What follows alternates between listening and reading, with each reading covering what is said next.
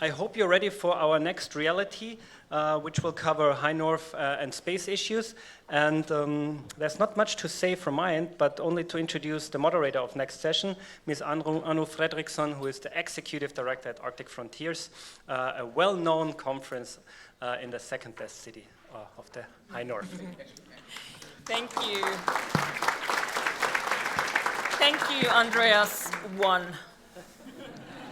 Excellencies, dear friends, space industry and space activities are an integral part of our everyday lives. And to an increasing degree, they also transform the Arctic economy and our daily lives.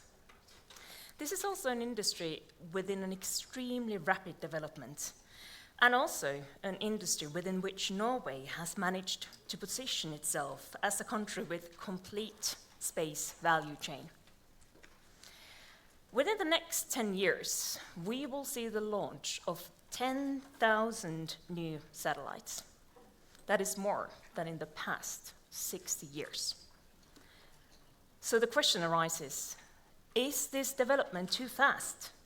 Are we positioned to build the tools that we need and to provide decision makers with the information that they need?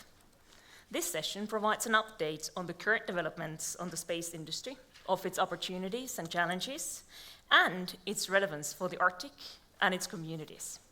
So without any further delay, I'm delighted to introduce to you our panel. Our first speaker is the Canada Research Chair in Global Politics and International Law. He is also the co-director of the Outer Space Institute. Please welcome Dr. Michael Byers.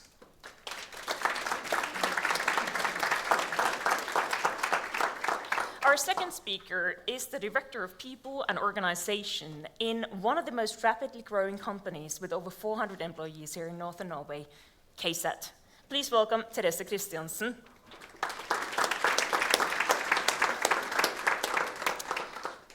Spaceport Norway is an annual conference and business event focused on the commercial space industry, innovation, and technology, and we're pleased to have the founder and executive director, Ole Dokka, with us.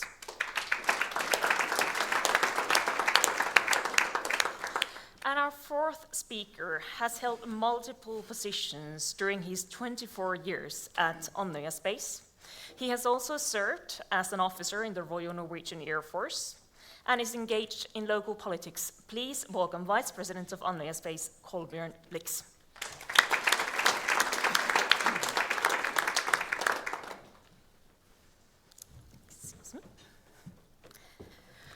So, I think we can all agree that this is an industry in a very rapid development, but how would you describe the latest development trends and opportunities in space industry? Teresa, would you like to start? Yes, I will. I think what not everybody knows is that Norway have been a big distribution to the space industry for many, many years. So we have the history already from the 1960s.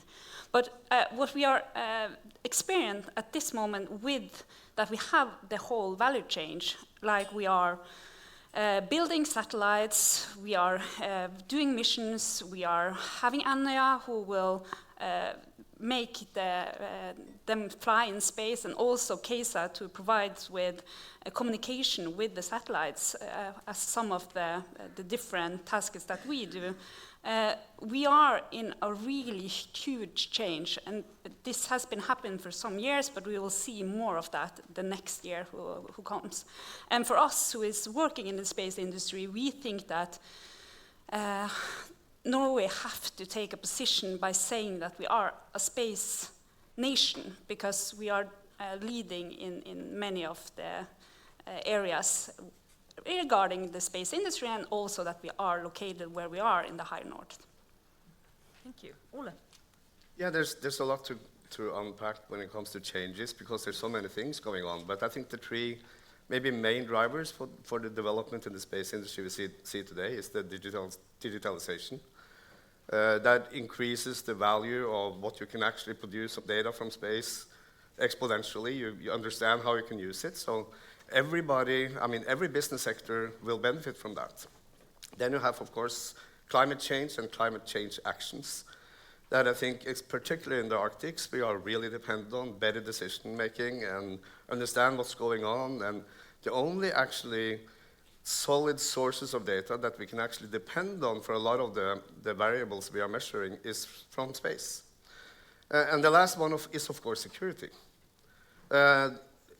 Unfortunately, very much in development because of a lot of external events the last couple of years, but you know, the security issue is a domain where space has a very, very important role.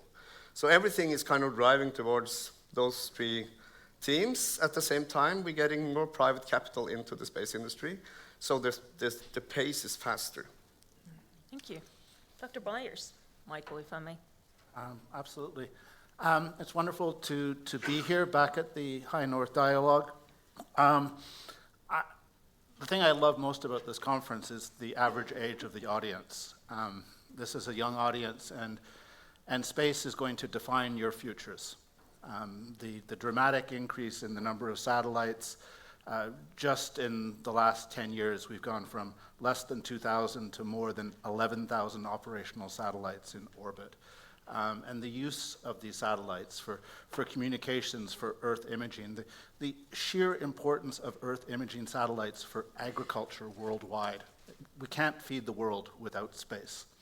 And so this is going to be a big part of your future, not just in the Arctic, everywhere.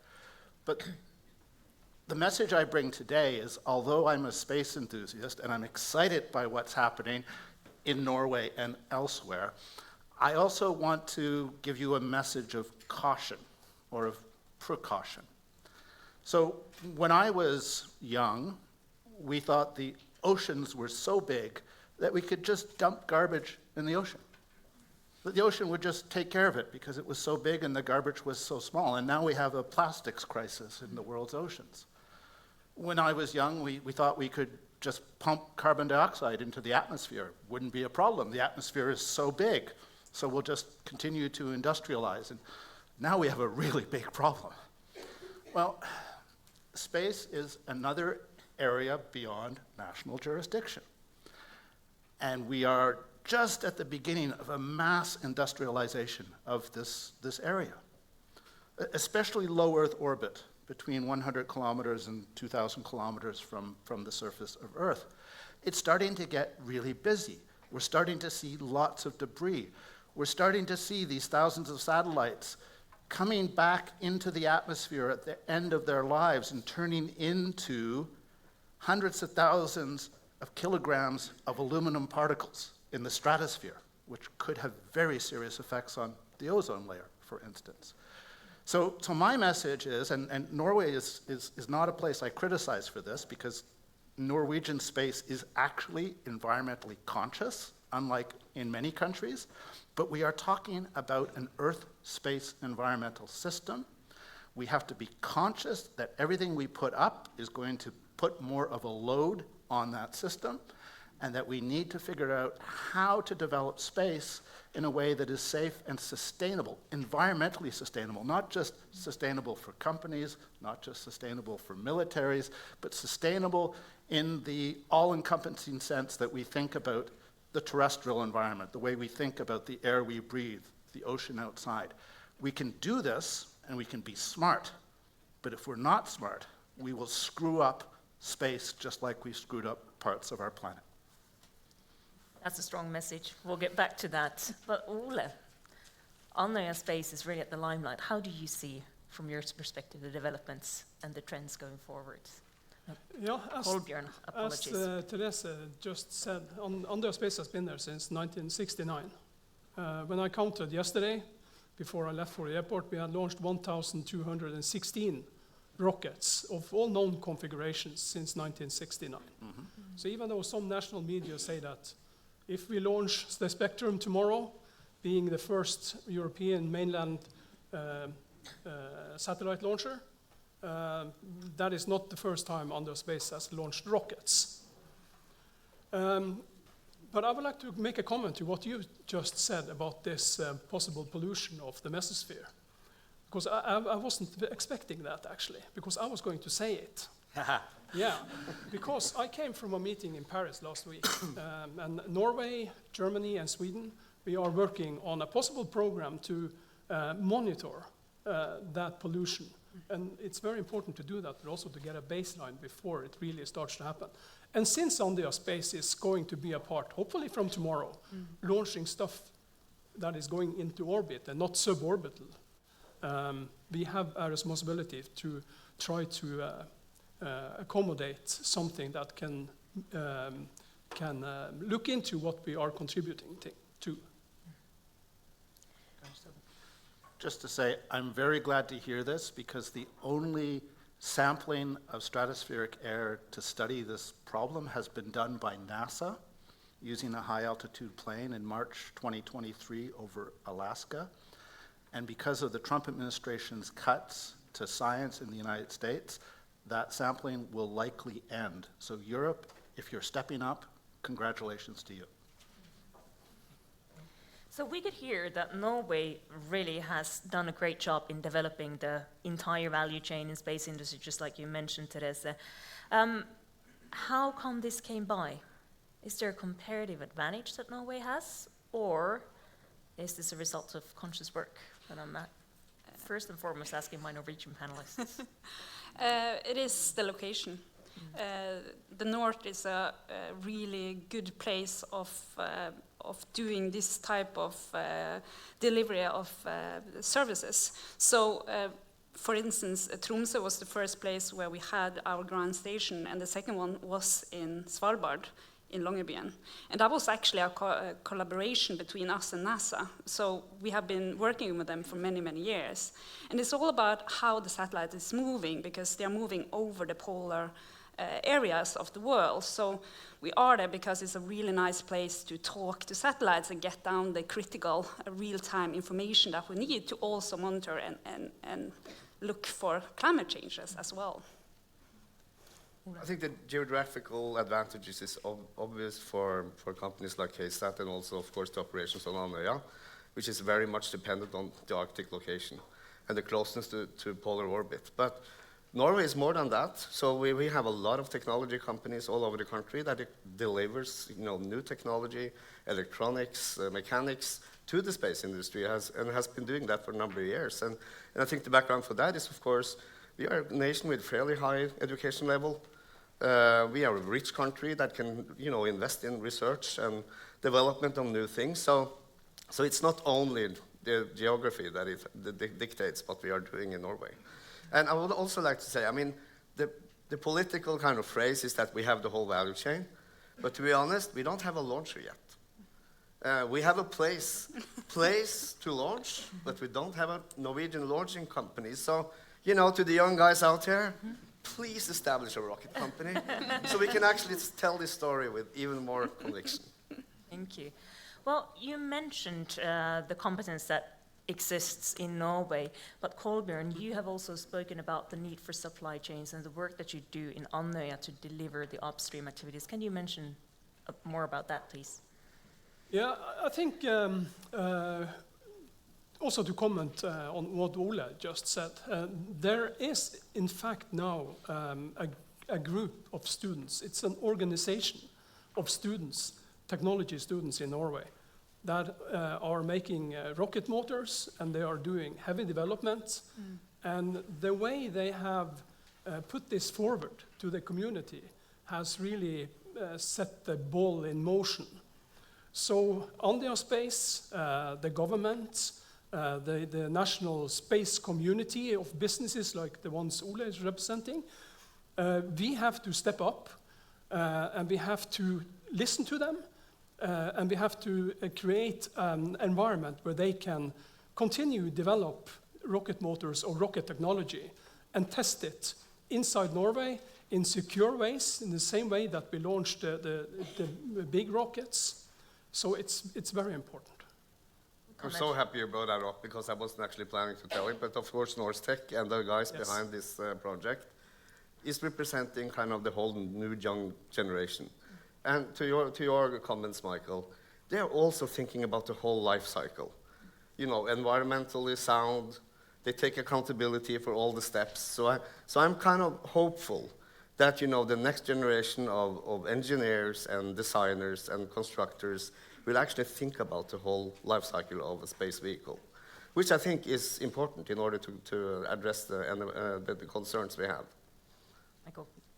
But the German rocket that is going to launch tomorrow, hopefully, from Norway, is not reusable. No.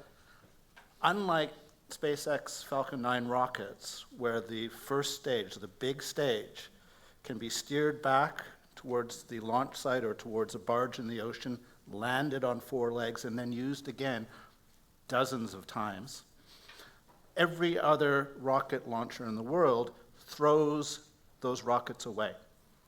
And this is like throwing away a Airbus 320 after just one use. It's not economically wise, and it's not environmentally responsible.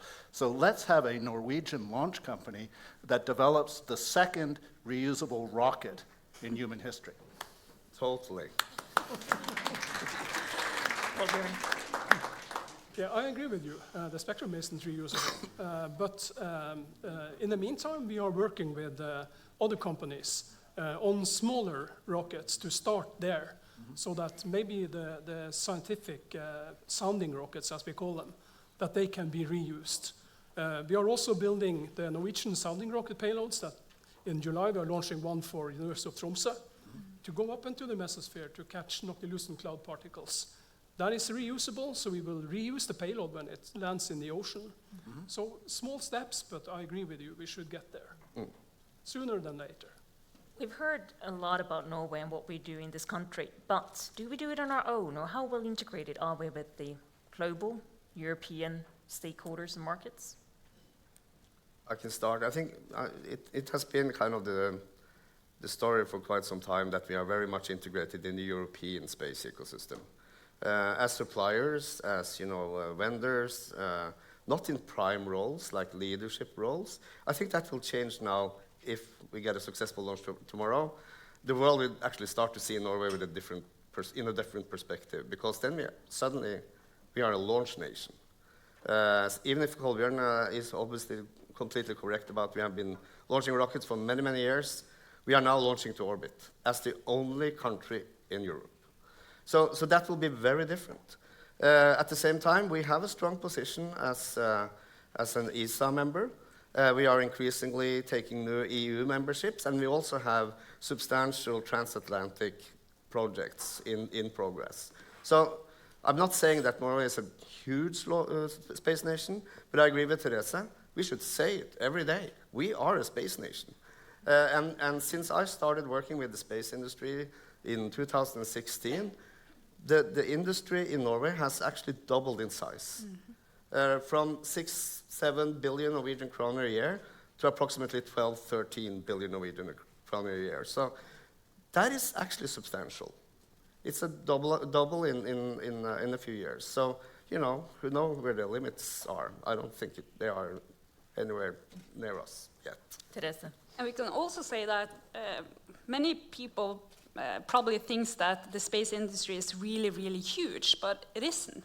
It's for many years before SpaceX, it was only some few nations or few companies. So almost everybody know everybody. And with SpaceX, you got this new space segment where many could start up in a small company, get some funding, and try to deliver services based on that one.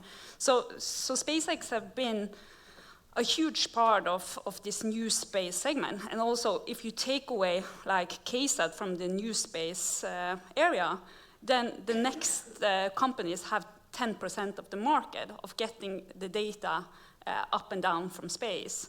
So it's a huge position in the world and the space industry as is. Michael, then Ola. I just want to talk about Norwegian, North American connections that are not with the United States. So Canada was the third country in space, 1962, because we recognized that satellites could be incredibly useful for communicating in the Arctic. In the 1990s, we developed synthetic aperture radar to take images at night through clouds for the Arctic. We are an associate member of ESA, the European Space Agency. We hope to become full members now for obvious reasons. And the largest ground station, satellite ground station in Canada, is owned by KSAT in Inuvik in the Northwest Territories. So we already have these connections, but the space-Arctic connection is one that we need to develop because we have the same challenges. We have seasonal darkness, right? Which incidentally is caused by the tilt of the planet Earth as it goes around the sun, right? Space-Arctic connection. We have that seasonal darkness. We have cloud and we have fog. We have remote distances. We have places we cannot reach with fiber optic cables.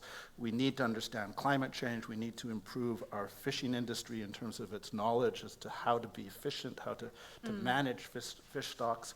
We need to advance agriculture worldwide. We have the same interest. We have the same experience. So yes, think more about your connections with Europe, but don't forget that G7 country, that big Arctic country, not very far away in North America. Ole and then Kolbjørn. Yeah, my talking point was really on Therese, but now I suddenly understood that I have to talk to you over dinner tonight because there's so much to discuss. Okay, going back to the SpaceX story, which has been, of course, instrumental for all the innovation we have seen in the space industry, and kind of moved it from this kind of boyhood dreams about asteroid mining and stuff like that, to actually putting stuff in orbit that was useful, that could be used for something. I think the same kind of ecosystems can be developed around Andøya Spaceport. You can see the same thing. You will have, maybe in a smaller scale and more focused, maybe, but still the same kind of ground or fundamentally principles that companies are gathering together, learning from each other, and actually getting access to space in a way more easy way than before. And that was really what SpaceX did. They made access to space within reach.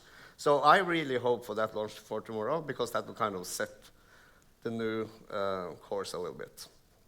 Is that a short comment, just briefly before we give it to Kolbjørn? If the launch fails tomorrow, it's still a good thing, okay? Because you only learn through mistakes. SpaceX has blown up many of its rockets as it developed. So if you hear what sounds like a bad news story tomorrow, it's not. On the space, then. Yeah, I know what the success criteria, but I can't tell you. What I was going to say is that Andøya Space is not only launching rockets like we have done. We are also trying to create, as Ole says, new business opportunities out of what is going to happen tomorrow. We have a company together with Andøy kommune. It's called New Space North, which is meant to be a company that can help others start companies, new products, new services, as a part of what is going to happen at Andøya.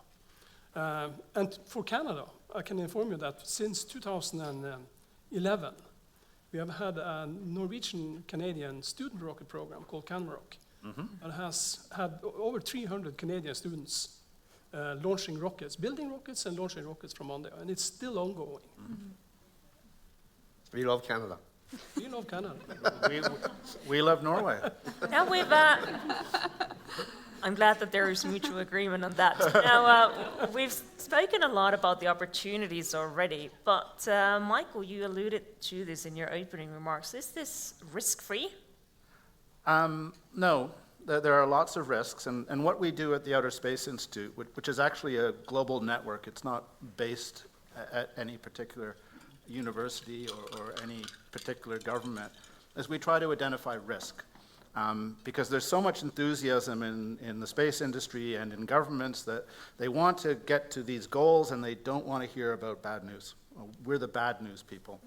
So, we talk about the risks from major solar storms, that major solar storms could, for instance, render thousands of satellites defunct, could essentially fry their electronics. So you'd have to then think about how do you build more resiliency into your equipment? How do you not make cheap mass production satellites that are designed to be thrown away after 4 years, but instead build stronger, more resilient satellites with higher capacity, more fuel, ability to survive solar storms.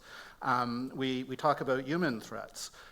So it is entirely possible, if Russia wished to do so, to disable the entire SpaceX Starlink fleet of satellites. All they would have to do is conduct an anti-satellite weapon test with a ground-based missile against that 3,000 kilogram dead Soviet satellite that's at 550 kilometers right now in the middle of the Starlink constellation. And they would cause SpaceX to have to do 30,000 collision avoidance maneuvers, burning up all their thruster fuel.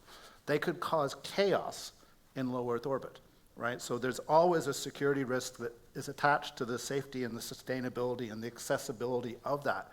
They haven't done it because Russia is very dependent on its own satellites, right? It's a space power. There's a mutually assured destruction element to this, but it's there, the security. And then there's the cyber threats, of course. And then there's the terrestrial threats. The easiest way to disable a satellite system is to go after the ground station.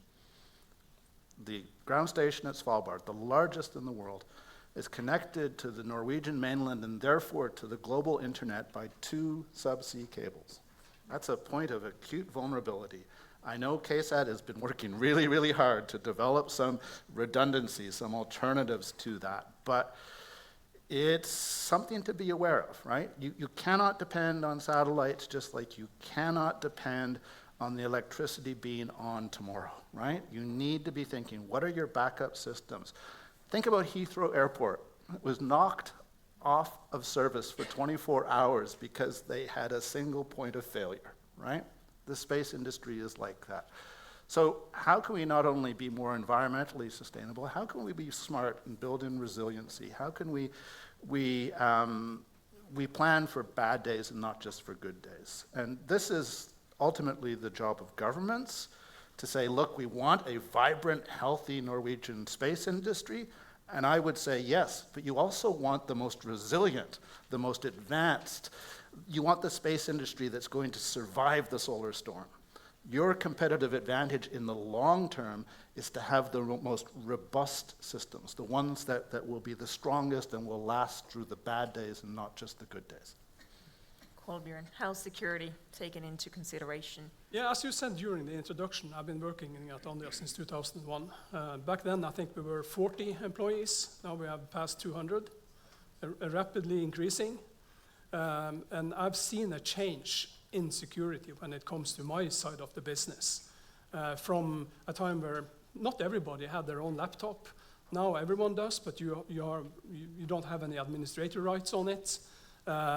We see, I don't know how many thousands of attacks on our network every day at Andøya. So I see a total change of how the local people behave. They are more vigilant to visitors and what they are actually doing. Employees, how you treat your electronics, how you speak in emails and other documents, who you're sending it to, how you label it. So it has changed a lot. And Andøya Space is also now a part of the Norwegian the Security Act. Yeah. So a lot has changed, and I guess we will see even more changes. Ole? There's so many aspects of security that is relevant to discuss in the space domain, but I think what Michael also and also Kolbjørn also mentioned now also tells a really good story about why the governments are still very important for space. Mm-hmm.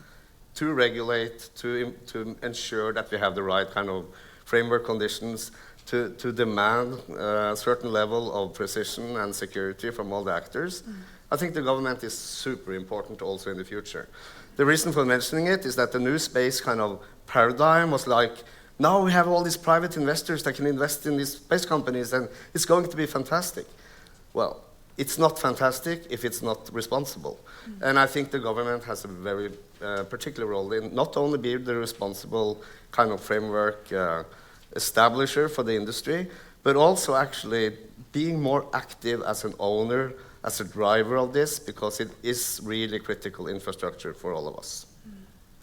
Michael, then Teresa. 7 or 8 years ago, SpaceX went to the American regulator, the Federal Communications Commission, seeking license to launch Starlink, the constellation, the thousands of satellites. And the Federal Communication Commission decided that it did not need to do an environmental impact assessment because there's no environment in space.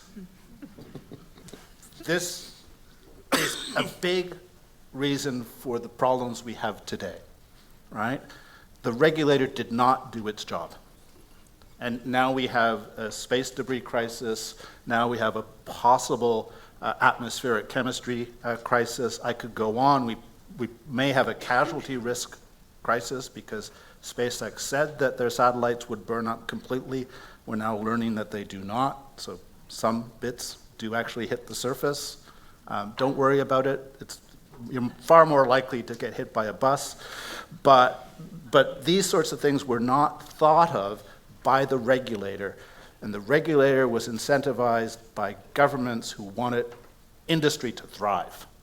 And ultimately, it's going to come back and bite them. It's going to be a negative, ultimately, for SpaceX, because the model is not sustainable, right? They're going to break the system by overloading it with cheap mass production satellites that did not go through an environmental impact assessment. I'm tempted to ask whether this is a wild, wild west. But before I let you answer that, Teresa. It was so many things I could talk about, but I think that if you see how fast the technology is now changing and everything that is happening around, that the way that we communicate with satellites today, I think we will see something different, not like just 2, 3, 5 years from now, because it's many things that is happening, like Starlink, but Starlink is not the only one. You had OneWeb and others that were in the same race for giving broadband for the whole world. So you will see that the changing of technology will do that. Perhaps the ordinary way that KSAT is delivering this communication, it will be different, whether realize satellites and also antennas that can talk to many satellites at a time. So I don't think that the vulnerability that we see today will be the same in the future. And also, I feel that the space industry is really into the sustainability. They want to have good solution for the problems that we see. Olbjørn and Ole. Yeah, what I hope for is that the space community and everyone that talks about space stops saying that satellites are going to burn up in the mesosphere, because they aren't. If you talk to atmospheric chemistry people, they call it the new ocean. Mm-hmm. If you go some years back in time, people threw everything in the ocean because it was out of sight, and then you could forget about it, but you can't. It's the same stuff going on up there, and they say it's maybe the biggest experiment the humankind has been doing ever without knowing the consequences of it. Mm-hmm. It's that nice to see, at least in the last 5 or 6 years, that space debris is getting more and more attention at big conferences and papers and PhDs. So it's obviously something going on. And the other thing that I think is going on, it's kind of tapping into what Teres was talking about. I think the kind of age for super small, cheap, light satellites is actually towards an end. We are building more resilient systems. Mm-hmm. We are building bigger satellites that can endure more and has a larger capacity to actually navigate and move around and do what they are supposed to do. So the whole kind of Piper's dream a little bit about, buying something from the shelf, putting it together, get it up in space, woo-hoo, I think we are past that. And that's a very good thing. So I'm hopeful. But I think totally with you, Michael, I think it's important to be kind of the bad news in the room as well, and monitor this and report on it, and consequently also doing smarter things going forward. And who needs to do that monitoring and controlling? Governmental institutes has definitely a role in that. I think that is one of the most important roles, but hopefully there will also be other institutions making that. Michael? So very briefly, I'm going to tell you about 2 things that I've done in the last month. The first is to hold a workshop with leading Chinese space experts, because China needs to be part of these discussions. There are 2 Chinese companies that are currently building mega constellations with thousands and thousands of satellites, and they're following the SpaceX model, the disposable satellite model. We need to bring China into this conversation to say, look, there is a better way to do this. You are a leading technological country. We need to work together to get through or to avoid this environmental crisis. The second thing I've been doing, and you may be wanting to ask about governance, I spent quite a bit of time in Geneva at the International Telecommunication Union, which is the most important international organization that you have never heard of before. Because every spacecraft needs radio spectrum in order to communicate with ground stations, to get its instructions. And then, of course, if it's sending down imagery or it's being used for broadband, it needs more radio spectrum. And that radio spectrum is assigned by an international organization that is also the oldest international organization in the world. It was created in 1865 as the International Telegraph Union. And it can update its treaties every 4 years at World Radio conferences without requiring a re-ratification process, and they get sustainability. They tried 4 years ago with something called a milestone approach to try to only allow serious proposals for satellite systems. You have to launch a certain number by set dates to get the cowboys out of the room and only get the serious players. That hasn't worked as well as they've thought. They're now trying to come up with a new approach for the next World Radio Congress to try to get some handle on this, some control.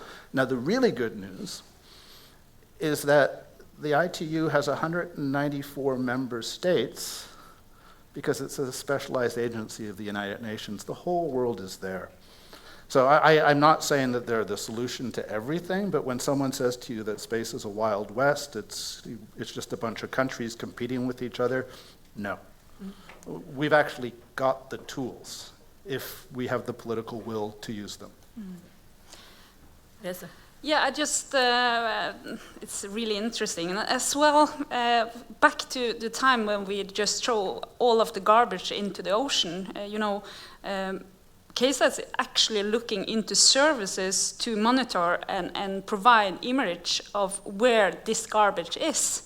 But we are a private company, so we need to have customers who wants to pay for us to do this type of services. And as well, for many years, we have had pollution, real-time pollution, and secured the Norwegian coast, and also through EMSA, the whole European coast for like oil spill or ice monitoring. And it's more and more important because of the climate changes. It's happening 4 times faster here in the north than other places. So we need to have the focus on getting these services and providing the information that is critical to do things different, actually. I'd like to move the discussion a bit forward because we are now located here in the Arctic.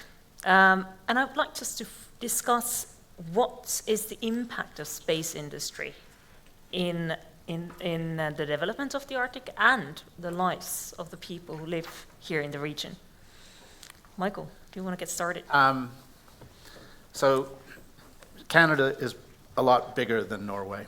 We're the second largest country in the world. We have the longest coastline of any country because of our 19,000 Arctic islands.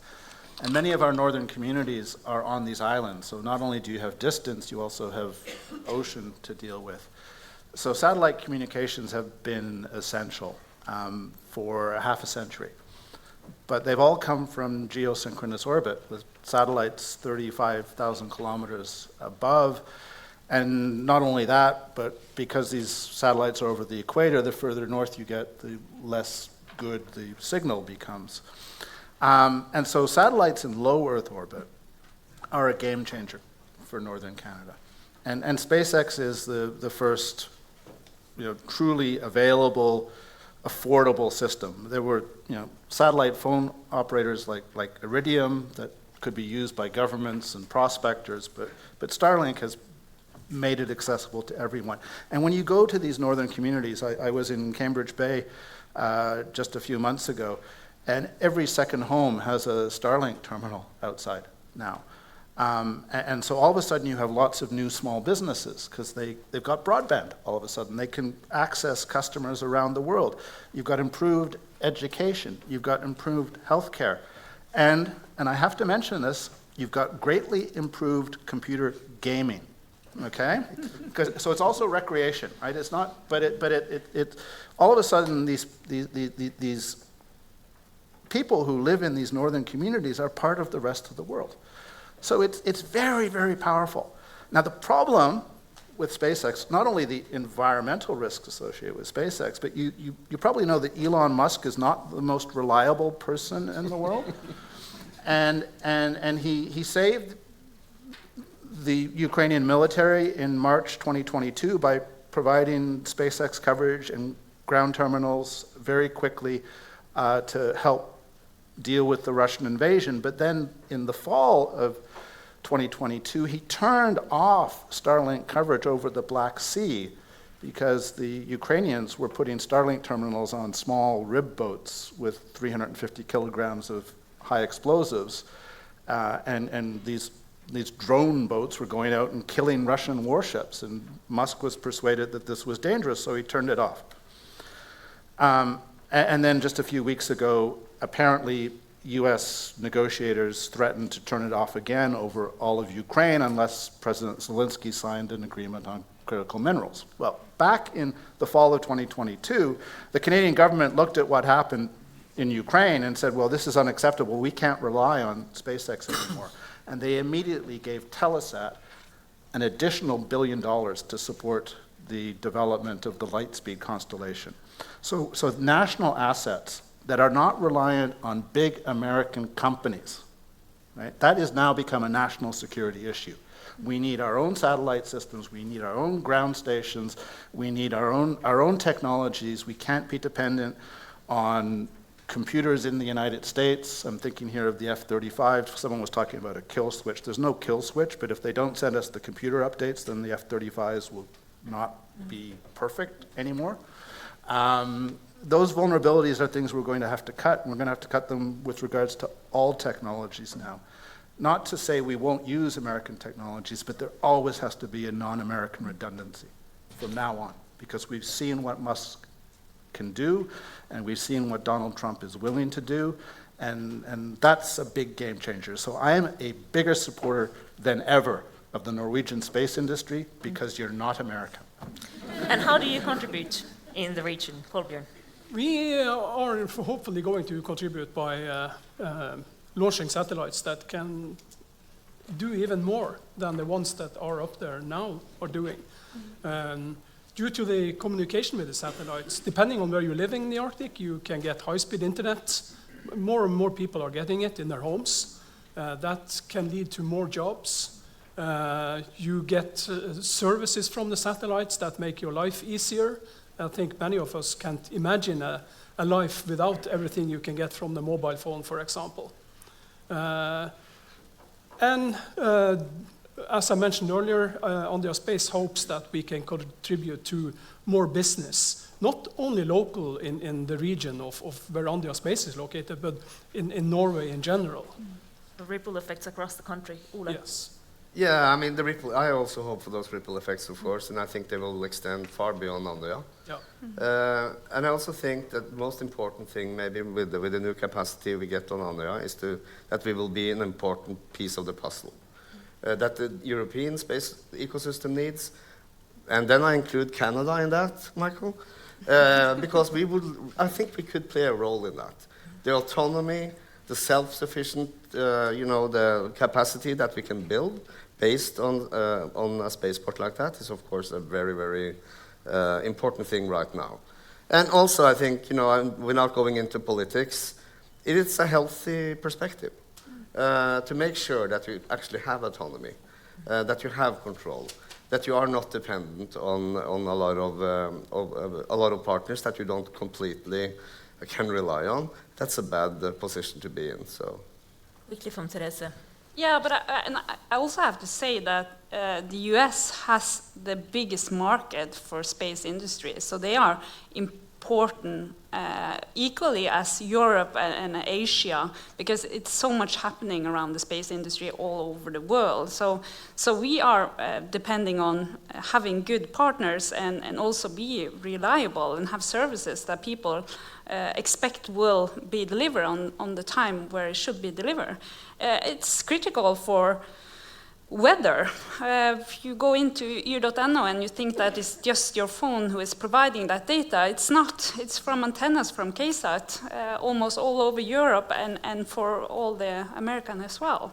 And that's really critical to make sure that people are safe if something is happening or the weather is changing. So. Well, the space industry is also something that's been noticed by the world outside, and the Nord University Business School is a partner in an Interact Aurora project on how to boost business related to the space industry. And this project focuses on connecting students from various backgrounds to the space sector, and also an increased collaboration between Norway, Sweden, and Finland. And leading this initiative from Nord University are associate professors Iselin Steira, Sølvi Solvold, and Marta Lindtvert. And they now have a question to the panel. Could we get the video, please? Hi, we are Marta Lindtvert, Sølvi Solvold, and Iselin Steira from Nord University, and we are part of the Interreg Aurora project. Over the past 3 years, we have introduced nearly 150 business students to the new space economy through workshops and field trips to Andøya Space, helping them to explore how space technology can drive innovation in business and society. Space is no longer just about rockets and satellites. It's about tackling global challenges, creating new industries, and unlocking potential across sectors.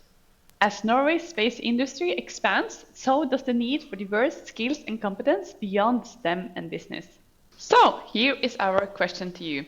What skills and competences do you see as critical for the future of the space industry in the High North?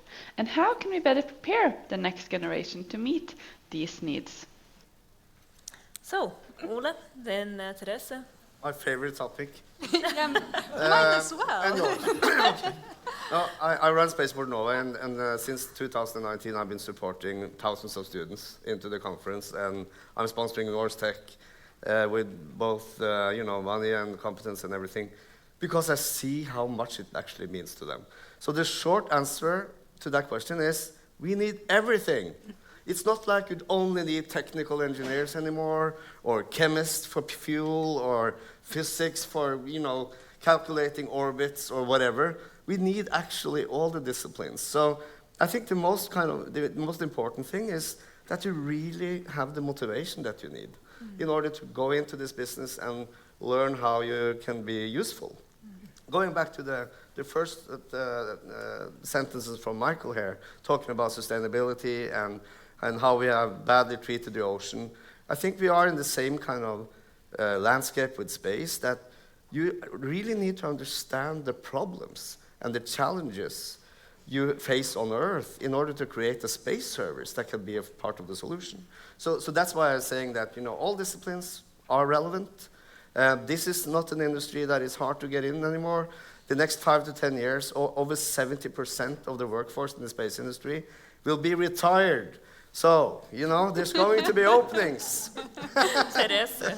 And I think traveling around, working really close to students, the thing that I'm most afraid of is that they don't know all the opportunities. Or, I need to say that Norway is a space nation, because I need to reach the students as well, so they can see that all the possibility and opportunity who will come into this area just now as we speak, but also for the years to come.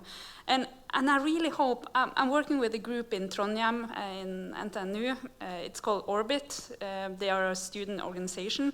The next thing they are going to do is to make a satellite, and in that satellite they will grow a plant in space. And that's so cool. it's just 100% student-driven, and they are just having this vision, and they are just jumping into it and try to find out how can we do it. And they have done it before. They were making selfies who make selfies from space, because that was kind of cool and student alike. So I think that really many people in Norway can work in the space industry. They just need to know that we exist. Yeah. Before I give the word to Kolbjørn, I just want to say to the audience that we will save space for a few questions from the audience. So if you have any, please raise your hand. Please keep them short. We'll get to you shortly. But now, Kolbjørn. Yeah, I'd like to make a comment to what Ole just said about we need everyone, every kind of people. I'm a practical guy, so I'm going to give you a practical example of why it's that.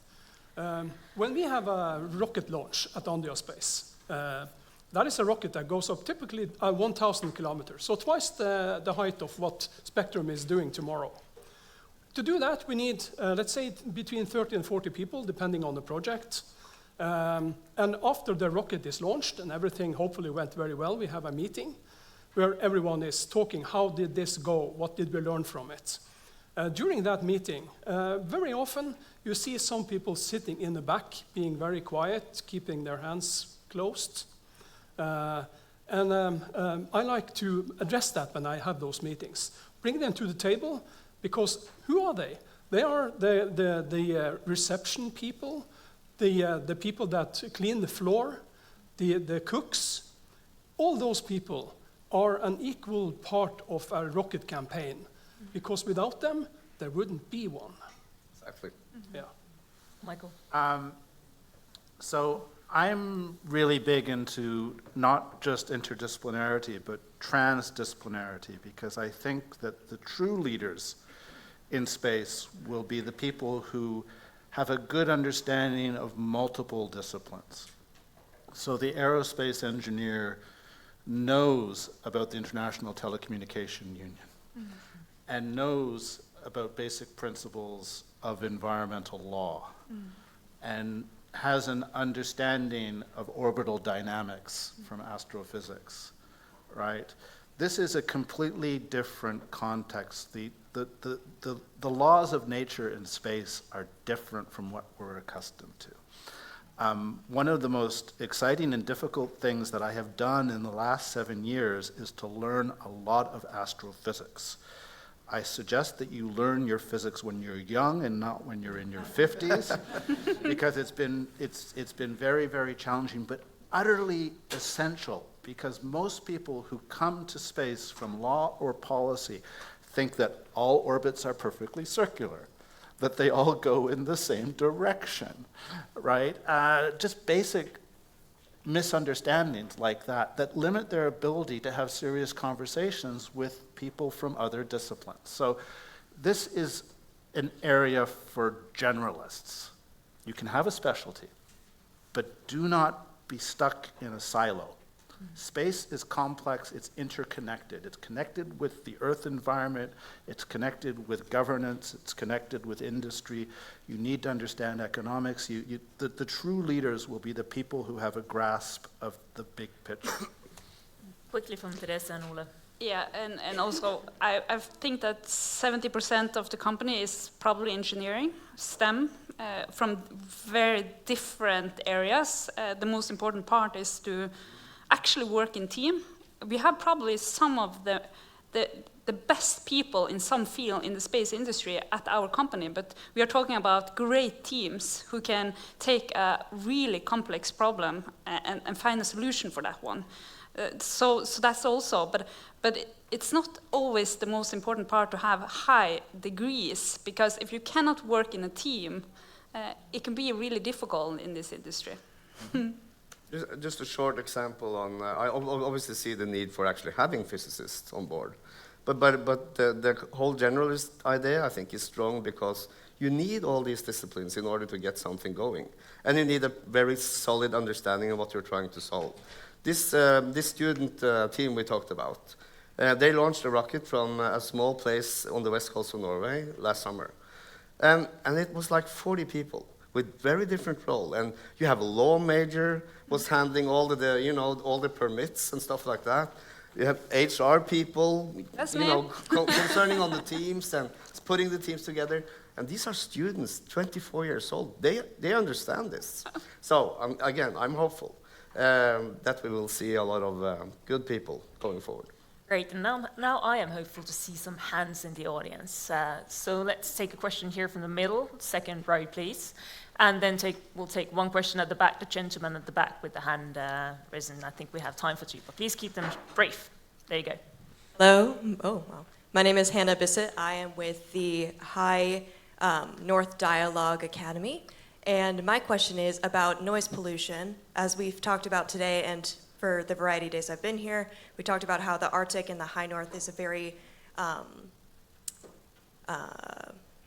intricate place that has a lot of endangered animals and wildlife, and of course, like, we're really close to our ocean. So I'm just curious, if we start investing more in the space, how is that going to impact our environment on Earth, and if it will at all?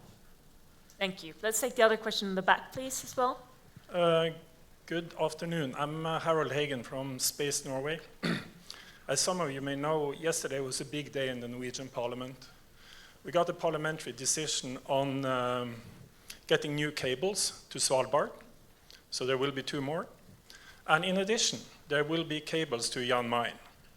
That is a big thing. Space Norway is not only Europe's largest satellite operator. We operate the Arctic Satellite Broadband Mission, and we're also in conversations with Telesat about the Lightspeed constellation. Because, as you know, due to the threat environment we're operating in, redundancy, also when it comes to communication, is of extreme importance. I have a challenge to the panel, because lots of the conversations have been about the here and now and what do we see. So I would like to pick your brains about what you see in your crystal bowl. If you fast forward your thinking 10 years ahead, where do you see new space in the high north? What are the 3 key characteristics of what you see? Thank you. Thank you. New space in the high north, 10 years time frame, and noise pollution. Who wants to get started? Okay. I can start with the first question in the front. Satellite images can be used to monitor and to really see how the ice or the permafrost or how changes in the Arctic is happening, because it can be really difficult to go with a boat or just to see, okay, how much have the ice been changing. But if you take satellites images and really look through from 1 month ago, 2 years, 5 years, and also in the future, you can actually see really well how the development is. So some of the answer to it, but it's important to monitor. So, yeah. Michael, you were next. I think the question concerning noise pollution was directed at noise produced during launches. And that certainly is an issue, and there will have been an environmental impact assessment done with regards to the Norwegian launch site. Obviously, these are very loud, and if they happen at night, very bright events. So they can disrupt local wildlife. That this is an externality that has to be taken into account. They also will put a lot of particles into the atmosphere going up. It depends on the fuel. Some fuels are bad. Solid rocket fuels are really bad. Some of the modern liquid fuels are not so bad. But there is an impact there. And then there's, of course, the re-entry issue with particles going into the upper atmosphere as all these thousands of satellites burn up. But there's another kind of pollution, and that is that all these satellites in low Earth orbit are creating both light pollution and noise pollution for astronomers who are trying to study the deep regions of the universe with very powerful optical telescopes and radio telescopes. And SpaceX and some of the other large American companies have been trying or pretending to cooperate with the big astronomy associations, but it is compromising the world's oldest science. So that is a big issue. And then related to that, and I have to say this, there are cultures on this planet, particularly indigenous cultures, that value the night sky. And we haven't been listening to the Aborigines of Australia or the Inuit of the Arctic about their deep spiritual connections with the stars. And now they're dealing with thousands of satellites creating light pollution across their spiritual domain. Now, I'm not saying we shouldn't do all this sort of stuff, but we have to take into consideration all of these stakeholders, right? And we haven't been doing a great job of that so far. And so part of my, what do I see in the future? I'm an optimist, the glass is always half full. I see us doing this better and building increased capabilities in space while not creating more and more of an environmental footprint in space and on the planet. And it will take really great companies like these companies on stage to help us find that way forward. That's my optimistic future. If I was a pessimist, well, I mean, look what we've done to the atmosphere with climate change, right? Okay, I want to end up in a positive note, so call here. Andøya Space is launching rockets in Norway. We are doing it from Andøya, we are doing it from Ny-Ålesund and Svalbard. We always do sustainable analysis of all the missions before we launch it.